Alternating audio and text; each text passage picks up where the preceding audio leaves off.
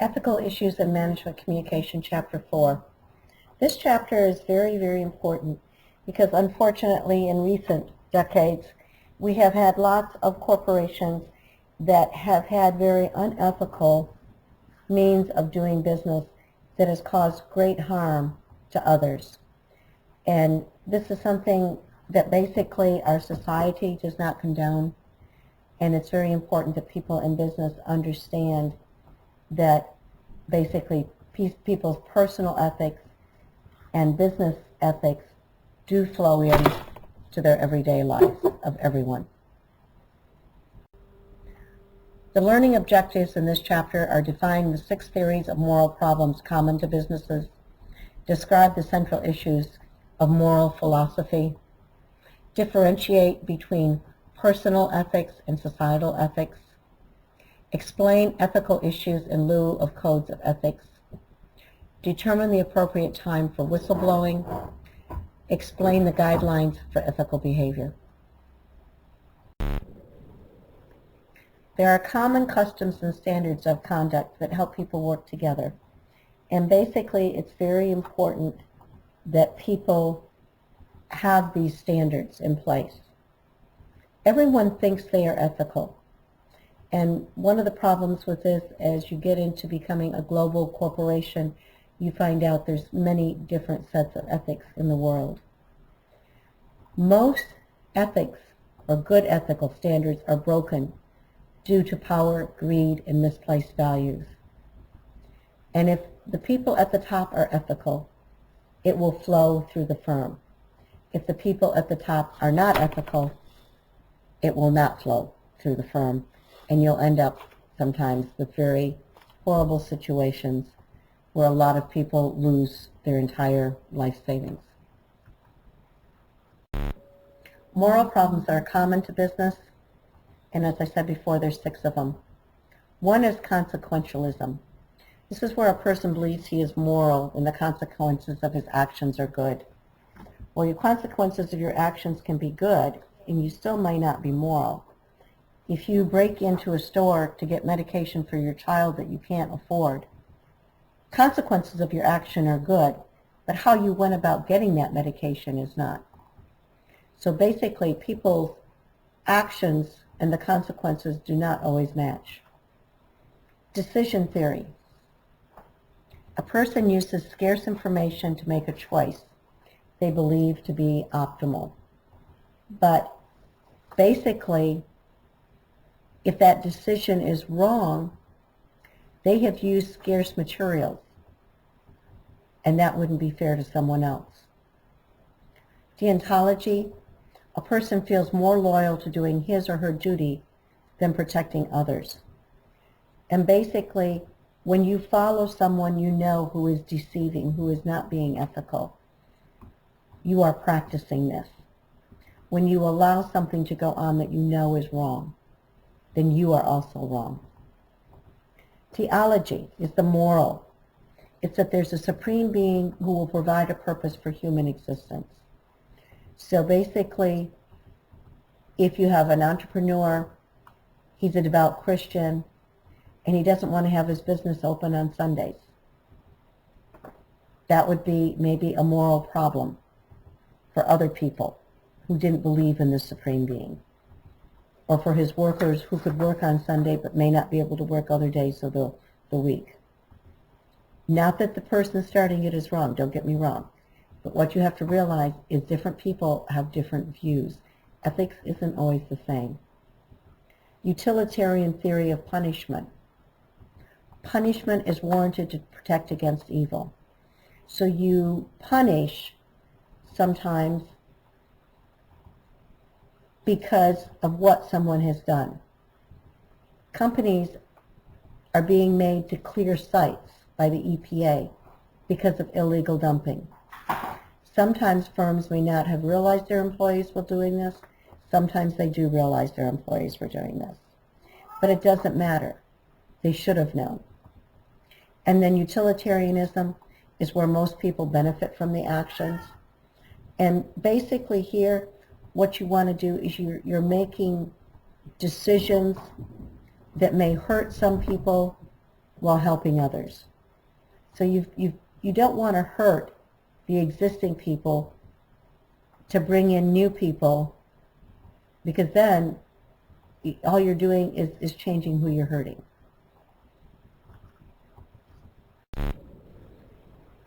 The central issues of moral philosophy is egotism, the ability to determine and do what is best for self. And that, of course, is where we look at everything with what is it going to do for us, not necessarily what is it going to do for other people. Altruism, ability to understand how your actions affect others. And some people have this ability and some people don't. Epistemology is the view that humans can know about the world in which they exist. Thus, people pursue answers to questions concerning phenomenon that can be tested and verified or refuted. And basically, epistemology is what people who do research are involved with. We are always looking at things and questioning and testing and trying to see if something else will work. Metaphysics is the view that knowledge can be gained from abstraction, including religious beliefs. And ethics is the view of right and wrong. And basically, how does it affect ours and others' welfare?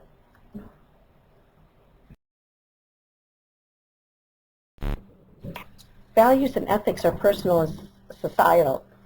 Basically, we have our own moral and ethics, and society has, through laws and through just activity, a set of ethics that we are taught. And one of the things you have to realize is that no two people have exactly the same set of ethics.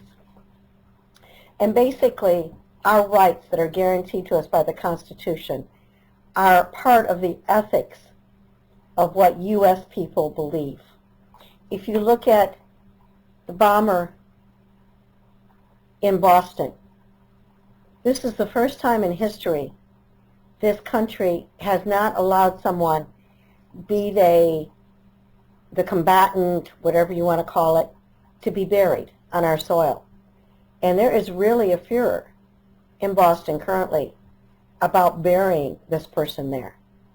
No one wants his body because of what he stood for. So ethics are different, and no two people have the same set of ethics. So one of the things you want to remember is your beliefs are not everyone else's beliefs.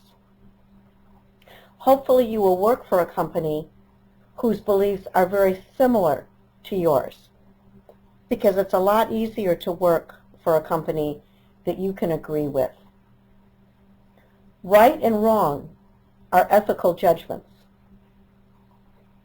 and everyone will end up in an ethical dilemma at some point in their life when they have to make a choice, and you are making a choice based on your beliefs, but also on what you think others want you to believe. This kind of goes back to following the leader. Many people, as they grow up, because they want to belong to a group, will follow whoever they think is the most popular. And sometimes that gets them into trouble. Sometimes it's okay. But it's very important that you have your own moral compass. That will serve you the best. Judgment is something that is done in our courts all the time. Basically, when two people go to court, the judge has to make the decision of whose statements make the most sense based on societal ethics, what society believes. Then you have something that's called hypernorms. And basically, these are transnational. These are norms that pretty much everyone can fall into and agree with. Things like accounting practices, basic customs laws, how should goods move in a country, what should the national safety standards be. Probably one of the things that bothers a lot of people right now is the fact that our clothing is just being produced cheaper in other countries such as Bangladesh, but they don't have the same safety standards for the workers. And with time, I think you will see this straightened up, and the UN will get in there, and there will be some certain safety standards for everyone. So it doesn't matter where in the world something is produced, it's not being produced at a lesser price because people are working in horrible conditions. But this is one of the things you need to watch, particularly when you interview with a company. Are their ethics your ethics? Personal ethics versus societal ethics. Personal ethics are individual. Society's ethics are those that are agreed upon by most people within a society. Sometimes these are written as laws, sometimes they're unwritten. Business ethics include a number of rules, standards, principles, and codes that give members a feeling of how they are going to be treated by other people that are within their industry. Ethical dilemmas happen when your personal ethics and your business ethics collide.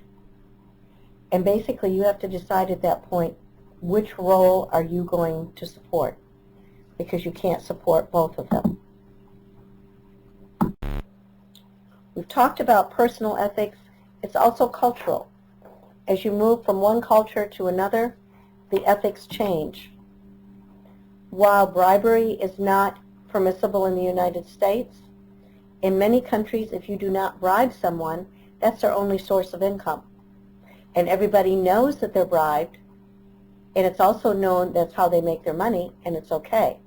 In the United States, it's not. Then there's situational ethics. You do something because at the time, given the situation, that seemed like the correct thing to do. But situational ethics are not always the thing you should follow. Professional written codes of ethics, as I already said, you have the accounting. Almost every functional area within a company will have an organization that will have a code of ethics. And generally there are tests you take within each of these professional groups in order to get certified, and part of it is ethics. Hopefully every corporate entity has an ethical statement, and hopefully everyone within that company knows what that ethical statement is and knows what is expected of them. It's also important that when you have an ethical statement and you're a global corporation, that the people around the world understand what the company's ethical statements are. Because remember, personal ethics can be different from corporate ethics. And it also trickles down from senior management. Senior management is where ethics starts. If you do not have ethical top people, you're not going to have ethical lower people. So what happens when your morals and your company's morals collide? You have an ethical dilemma. The first thing you have to ask yourself is, what is going on actually illegal? If it's illegal, there should be absolutely no problem with what you do. First you go to your superior. You say, I found out this is going on. This is not legal. How should we handle it? If your superior is moral and ethical and sees that this is not legal, then hopefully whatever it is will be stopped.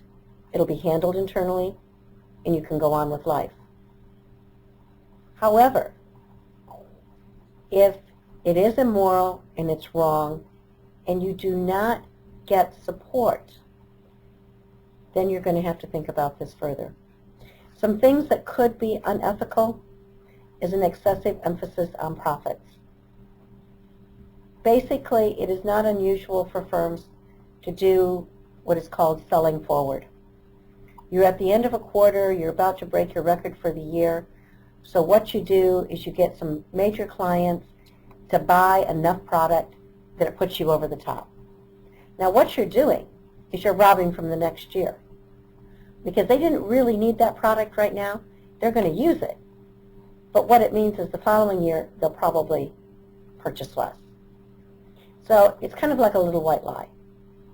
It just is going to make your profit statement very good this year. It'll probably help your cost of your stock go up. It'll make bonuses more. It has all kinds of positives, but you basically robbed from the next year. Misplaced corporate loyalty. Following people without ever questioning. You always want to question. Obsession with personal advancement. It's not unusual to see people, managers, bad managers, take credit for subordinates' work rather than saying, so-and-so on my team did an excellent job on this. They'll take credit for it so that they'll get an advancement. Expectation of not getting caught. Every thief in the world thought they weren't going to get caught, or they wouldn't have done whatever it was illegal. The problem is, most of the time, they get caught. Perfect example is my husband worked for a small chemical company, and one of the administrative assistants was stealing money. And how she got caught is she was putting through transactions on her and paying for it with her credit card what is called marketing reports that my husband would normally buy for the company. And they were in a meeting one day, and the comptroller said, Steve, your marketing costs are really high this month. What's going on? And Steve says, well, they shouldn't be. You know, I've only bought one of that. And they just said, okay, we'll get together after the meeting. They get together after the meeting, and they find out there's all of these charges that Steve never ordered, my husband. So they started going back and looking at them. My husband had a very definitive way of, whenever he put a bill in, of signing it and coding it. And the coding was for his own personal use. He kept a spreadsheet with all this stuff on it. Well, this girl didn't know about this coding. So she would just sign Steve's name and send it through. So it was very easy to pick out which of these were not true purchases. She had stolen somewhere over $500,000. She had started with like $10,000 at a time. She probably would have gotten away with that. It was when she basically got caught. She wanted more. And she is in prison. They didn't just fire her. They prosecuted her. Unethical tone set by top management. If you see people at the top do things that are not ethical, then you are more likely to do things that are unethical. Be it taking a pen or a pencil or a pad of paper home, to basically allowing your child to use a company car. Uncertainty about whether an action is wrong. Hopefully, most people have a good enough moral compass that they can tell right from wrong. But if you can't, get a hold of a lawyer. Get a hold of a policeman. Ask your priest, your rector. They can tell you right from wrong. And then there's an unwillingness to take a stand for what is right. People are afraid of losing their job. They're afraid of hurting their future. And it is true, if you are a whistleblower, these things can happen. Kickbacks and bribery. One of the things you want to do as a company is have a lot of training programs to help prevent problems like this from happening. You also want everyone to know that you do have a code of ethics. And manuals are a good place to start with this. Having an ethical statement that people see. Instead of allowing your buyers to go out with vendors, what you do is it's okay for them to go out, but your company picks up the tab rather than the vendor's company picking up the tab. So that basically your employees in no way are beholden to any vendor or anyone for anything. You also want to make sure that employees are watching employees, and that managers are watching managers, and that if anything is off color, it is taken care of as soon as possibly, hopefully within, so there's no problems. Every now and then, it's a good thing to send a memo or an email out, or have a meeting about ethics, just to refresh everyone's mind that these kinds of things are not going to be tolerated. Decision theory explains kickbacks and bribery. And some people have the ability to not fall into these traps, and for other people, for whatever personal reasons, personal things are going on in their life, they just can't avoid it. But ethical decisions are influenced by supervisors much more than by co-workers. So what you want to make sure of is that you have very ethical supervisors in place.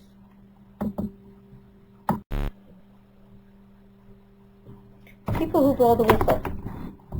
Basically, generally, they're internal to the firm because they have to be close to what's going on. They have to know about what's going on.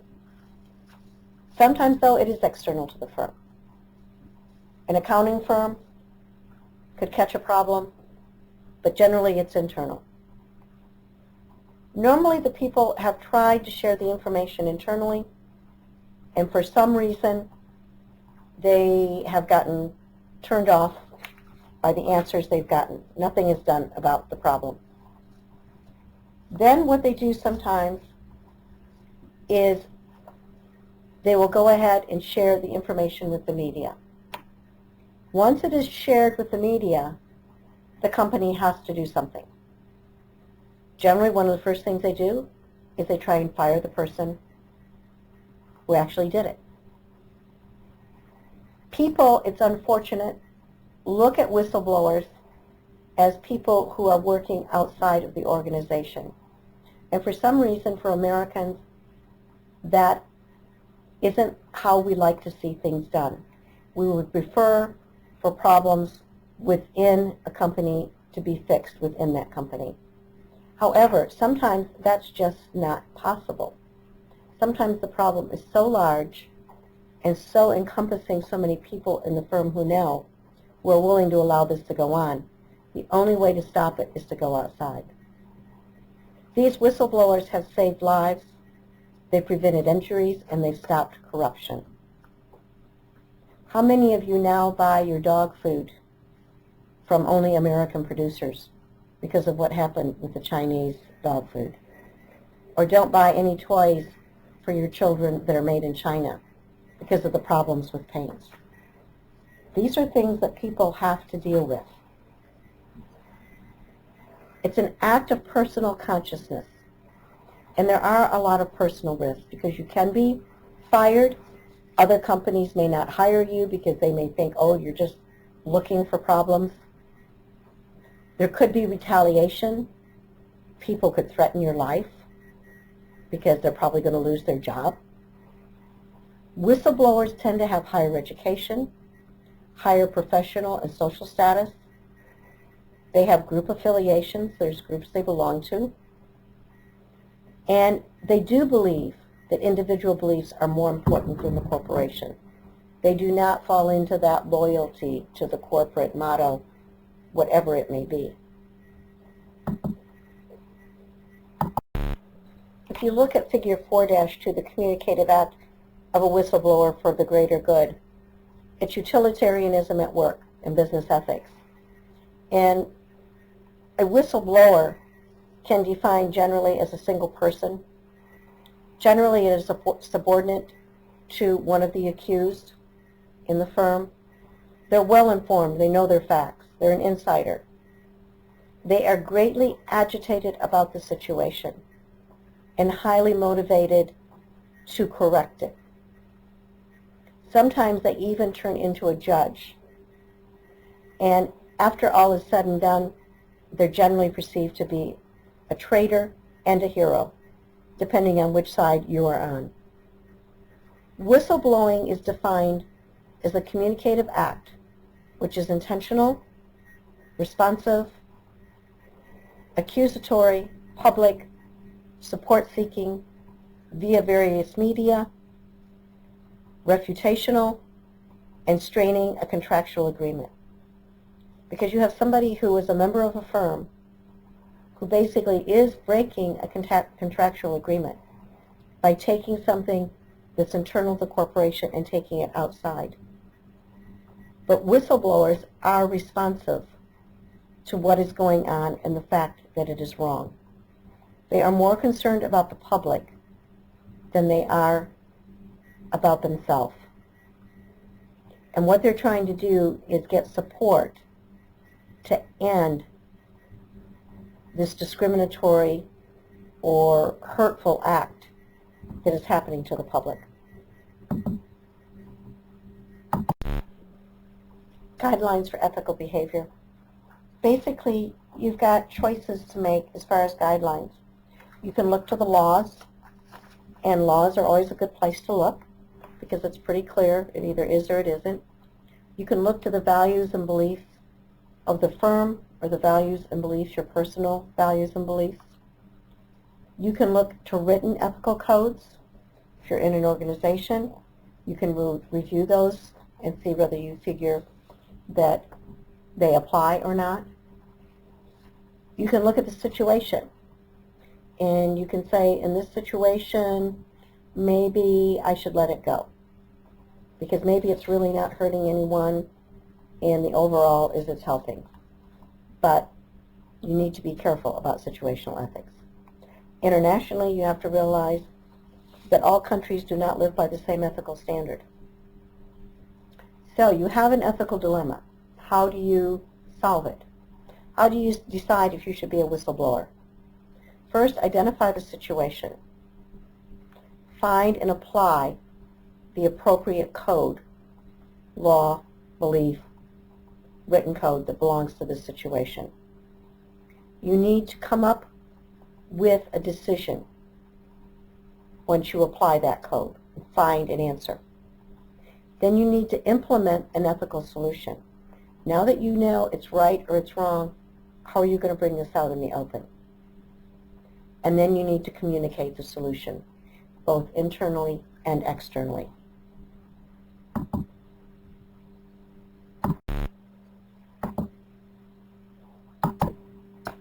If you look at figure 4-3, ethical decision-making model, this is another way of looking at that ethical dilemma.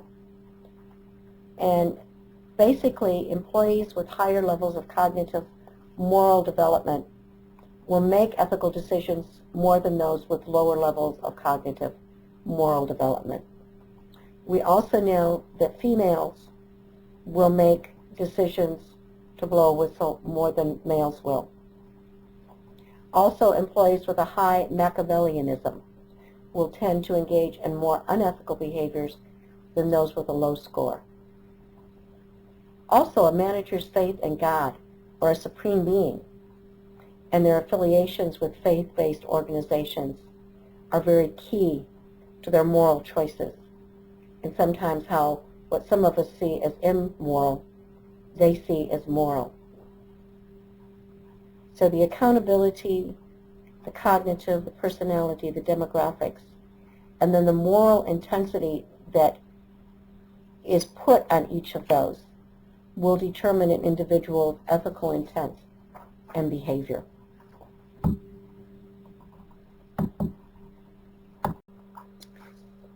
So an employee has a decision to make. They can stay. If there's something ethically that's wrong, ignore it, not say anything about it, continue on. They can leave, simply not say anything about it, go to another organization. They can blow the whistle. They can completely ignore it. They can be unethical themselves. They can write mission statements that aren't followed. They can give credit to subordinates or take credit from subordinates when they shouldn't. They can advertise unethically, advertising things that they're not actually doing. And then you have the strategic ambiguity. Basically, it's when someone is very vague in order to derive personal or organizational benefits. So you have an organization like Madoff's who is basically robbing a lot of people, but he's doing lots of philanthropic things so that he looks good personally. Unified diversity is giving different meanings to the same message. And basically, you can see this in President Obama's campaign slogan the first time around. Remember that word change? Whose change? According to what? Who's going to get change? What happened is everybody interpreted that word to mean they were going to get the kind of change in government they wanted. Of course, that had nothing to do with what President Obama saw as the change he wanted. And he allowed everyone to think of this change in their own personal way. He never clarified it. Even when McCain asked him to clarify it, it was never clarified.